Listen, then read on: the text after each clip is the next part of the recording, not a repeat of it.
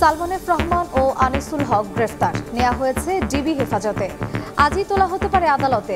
গুমের ঘটনায় শেখ হাসিনা সহ ২৬ জনের বিরুদ্ধে মামলার আবেদন ভুক্তভোগী আইনজীবীর। আমাকে বলে আপনি গাড়িতে উঠুন, আপনি অ্যাডভোকেট সোহেল না? আমি বলছি সুপ্রিম কোর্টে প্র্যাকটিস করে। আমি বললাম জি। সাথে সাথেই আমাকে ইলেকট্রিক শর্ট দেওয়া হয়। সাবেক প্রধানমন্ত্রী শেখ হাসিনা, হুকুমের আসামি হিসেবে ওনাকে আমি আসামি করেছি। তারপর আসামি করেছি স্বরাষ্ট্র মন্ত্রীকে। ছাড় পাবে না শেখ হাসিনা সহ নির্দেশদাতারাও। সব মিথ্যা মামলা প্রত্যাহার হবে। যারা আদেশ দিয়েছেন, বিভিন্নভাবে সহযোগিতা করেছেন, তাদের সকলকে বিচারের আওতায় আনা সম্ভব। দেখছিলেন প্রধান শিরোনাম। দুপুরের সময় সঙ্গে আছি আমি মার্জিয়া শ্রেয়া। এবারে অন্যান্য শীর্ষ সংবাদ। আওয়ামী লীগ মুক্তিযোদ্ধাদের ভাবমূর্তিও ক্ষুণ্ণ করেছে। স্মৃতিসৌধে শ্রদ্ধা জানিয়ে উপদেষ্টা ফারুক আজম। প্রকৃত মুক্তিযোদ্ধাদের মতামত নেবে অন্তর্বর্তী সরকার।